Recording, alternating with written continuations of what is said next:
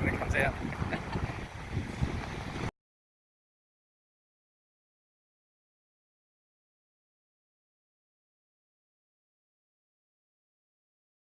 Right, g'day mate. So now it's Sunday afternoon. Been messing around with the aeroplane. And when we got back, we went out for a few hours today. But decided that I'll get this wingtip, well, the basic build of it finished up, which I've done. You can see here, got the angles. That's obviously just sitting there. I can pinch that in and make it all line up properly. Yeah, so that's your attach angles. You can see here I've written a little note. So from edge of this rib to the end there, at the top of the spar, is 68 millimeters. The bottom's 73. So I actually made them the same length. My bad. It doesn't tell you anything on the plan. It's just all flat. There's no 3D stuff. Yeah, so basically all I did is detached that end rib. So I can pull it apart. Here we go. Detach the end of the rib after measuring the gap that was in here, and cut this top spar edge back a little bit, laid the ribs over, so the rib, if I go straight with the angle, the rib is now angled, so that's looking, say, flat across the leading edge. So now I've got the exact measurements, meaning that when I go to build the other end, it's easy. It's already done. I've got to do a similar thing here, not quite in the same way because this is all built up. You can see here it's only a couple of millimeters that it's out where it attaches. So that's your center. Like I said, these plans, excuse me, let's move this wing out of the way. The only actual guide you have here is here. So these are the it's a polydihedral wing. So a dihedral wing just has one angle and straight out. Polydihedral, angles. It gives you millimeters of measurement, but that's on a completed wing. So it just gives you your height reference. It doesn't tell you that, like I said, there's no instructions as such.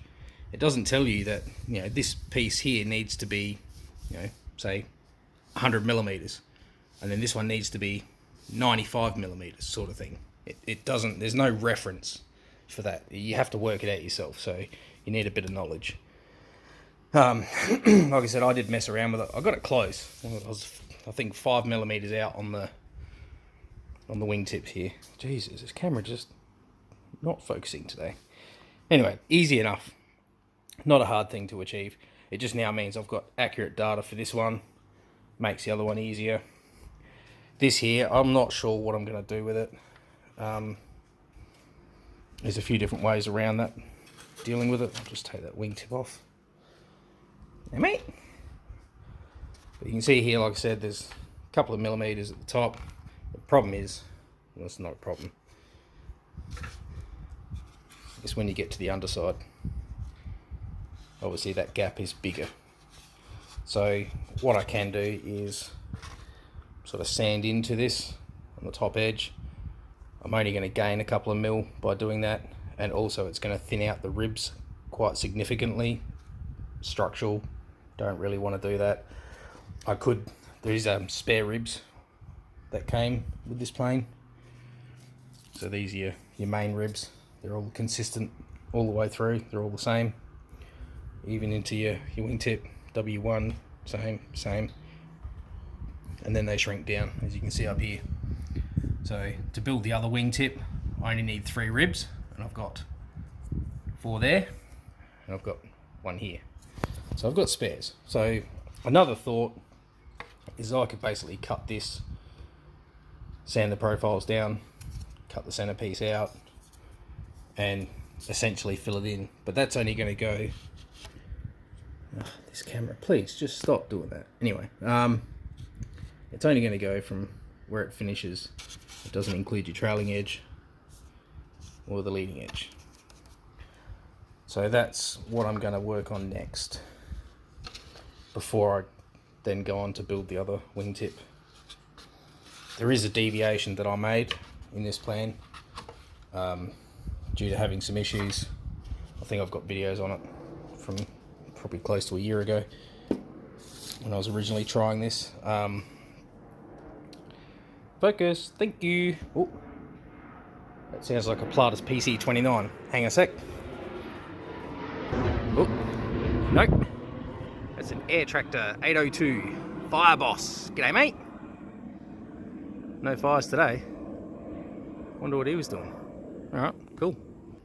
Anyway, back to the task at hand. Aeroplanes always distracts me.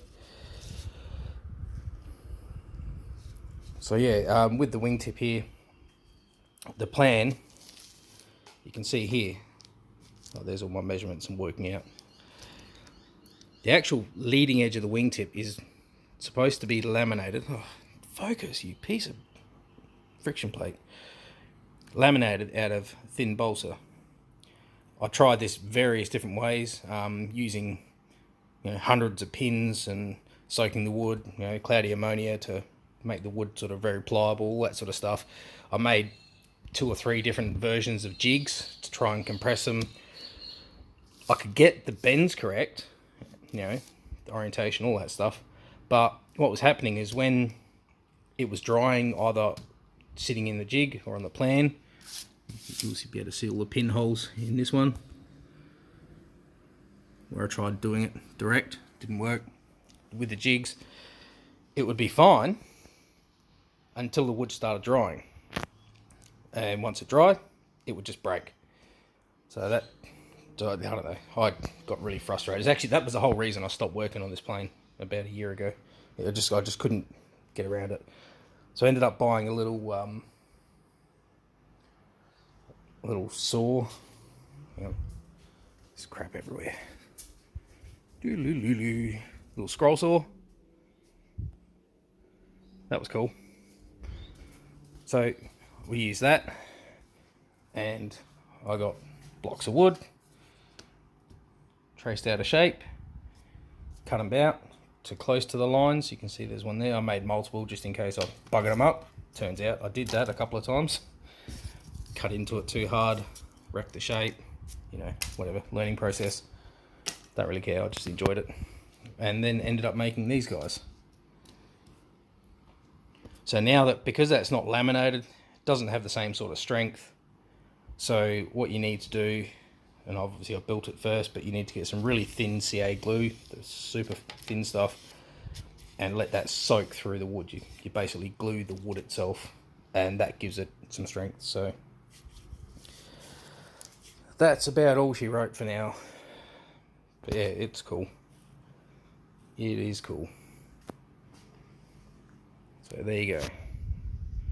Enough for now. I'm going to get back to playing with the aeroplanes and enjoying the Sunday afternoon. About to chuck a Weber on. So awesome. Ta-da, mate. See yous.